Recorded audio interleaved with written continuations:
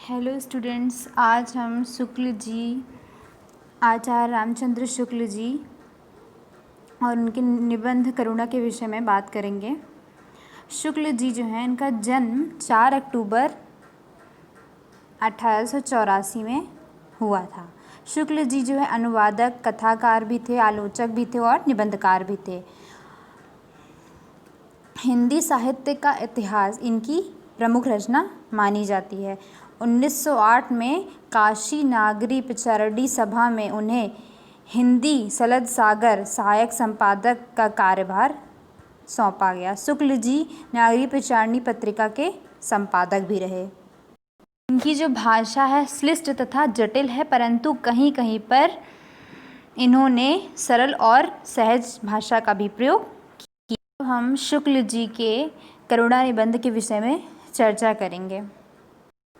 करुणा निबंध में शुक्ल जी ने करुणा के मनोभाव का विश्लेषण किया है।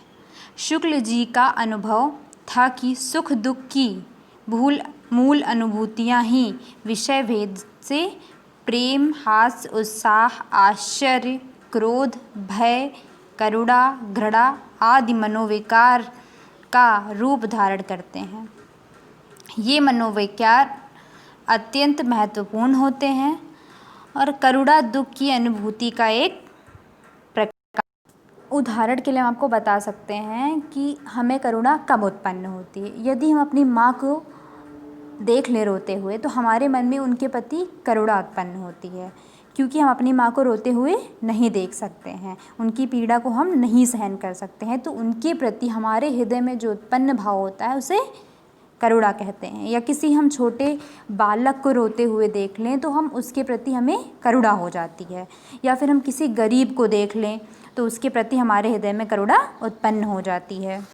शुक्ल जी के अनुसार मानव की मूल अनुभूतियाँ दो हैं, सुख तथा दुख। शुक्ल जी मानते हैं कि अनुभूतियाँ जो होती हैं दो प्रकार की होती हैं, एक सुखात्मक तथा दूसरी दुखात्मक। सुख वर्ग में रति, यश, उत्साह आदि भाव आते हैं और दुख वर्ग में ईर्ष्या भाव, क्रोध, घृणा ये सब आता है। मान लीजिए कोई व्यक्ति है, वो रो रहा है, तो कुछ व्यक्ति ऐसे होंगे उसको देख के प्रसन्न होंगे, उनके हृदय में सुख उत्पन्न होगा। किंतु कुछ व्यक्ति जो अच्छे होंगे उनके हृदय में उनको देख के करुणा उत्पन्न होगी, दुख उत्पन्न होगा, उसके प्रति दया आ जाएगी। करुणा से ही हमारा दया भाव उत्पन्न होता है। और शुक्ल जी मानते हैं कि भावों की जो सत्ता होती है वो सर्वोपरि होती है। भावों से प्रेरित होकर ही अनेक धर्म, संप्रदाय, वर्ग बने हैं। अब हम करुणा निबंध का सारांश बताएंगे आप सभी को। करुणा निबंध को पढ़ने के बाद यह जाना जा सकता है कि करुणा क्या है। करुणा का अर्थ कमज़ोर प्राणियों या व्यक्तियों के प्रति उत्पन्न होने वाली उस भावना से है जो उनकी उस कमज़ोर स्थिति को समझने तथा उसके प्रति सहानुभूति की चिंता रखने से उत्पन्न होती है। और यह जो भावना है व्यक्ति को प्रोत्साहित करती है कि वह पीड़ित का दुख दूर करे। उदाहरण में यही आ जाएगा आपका कि मान लीजिए आपकी माँ रो रही है, तो आप उसको रोता हुआ नहीं देख सकते हैं। उस माँ को रोता हुआ देखेंगे तो वो आपकी माँ है, इसलिए उनको रोता हुआ देखकर आपके हृदय में करुणा अर्थात दुख उत्पन्न हो जाएगा, तो उनके प्रति दया आएगी। आप उनको जाकर उनसे कारण पूछेंगे, उनकी समस्या को दूर करने का प्रयास करेंगे, उनका जो दुख है उसको दूर करने का प्रयास करेंगे ताकि वह दुखी ना हो, क्योंकि उनके दुख से आपको दुख होगा।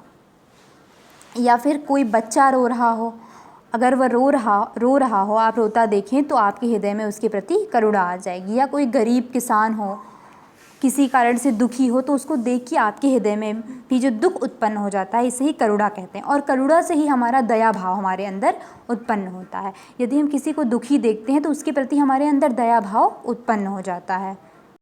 माना जाता है कि संपूर्ण विश्व में परोपकार की भावना का मूल तत्व करुणा है।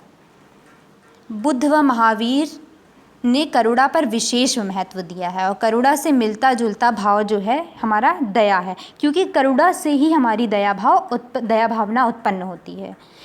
जब हम किसी को दुख में देखते हैं तभी हमारे अंदर उसके प्रति दया भावना उत्पन्न होती है और उसके दुख को, उसकी करुणा को उसके दुख को हम कम करने का प्रयास करते हैं।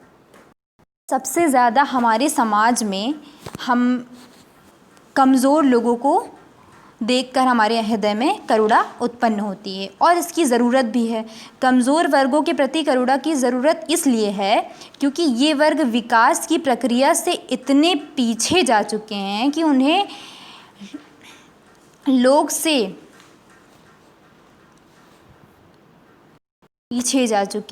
यदि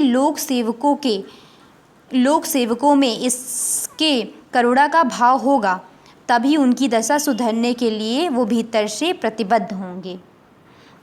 यदि हम अपने समाज में गरीबों को देखें, जो कमज़ोर वर्ग हैं उनको देखें, उनके प्रति अपने हृदय में करुणा भावना लाएं, उनको देखकर हमारे हृदय में दुख उत्पन्न हो, तभी हम उनके दुख को दूर कर सकते हैं, उनकी स्थिति को सुधारने का प्रयास कर सकते हैं। इसके लिए सबसे अनिवार्य है कि हमारे हृदय में उनके प्रति करुणा उत्पन्न होनी चाहिए। ये नहीं कि वो गरीब किसान है, रो रहे हैं, बिलख रहे हैं, हम देख के उन्हें छोड़ दें। बहुत जगह ऐसा होता है कि गरीब किसानों को देख के, उनकी स्थिति को देख के बहुत लोग अनदेखा कर देते हैं, किंतु ऐसा नहीं करना चाहिए। जैसे हम अपनों के प्रति करुणा भाव दिखाते हैं, वैसे हमें उनके प्रति भी करुणा भावना दिखानी चाहिए और उनके प्रति करुणा लाकर हम करुणा भावना आएगी तो दया भावना आएगी तो हम उनके दुख को दूर करने का प्रयास करेंगे। तो इससे हमारे समाज की स्थिति में भी सुधार होगा। Thank you friends, and like and subscribe please.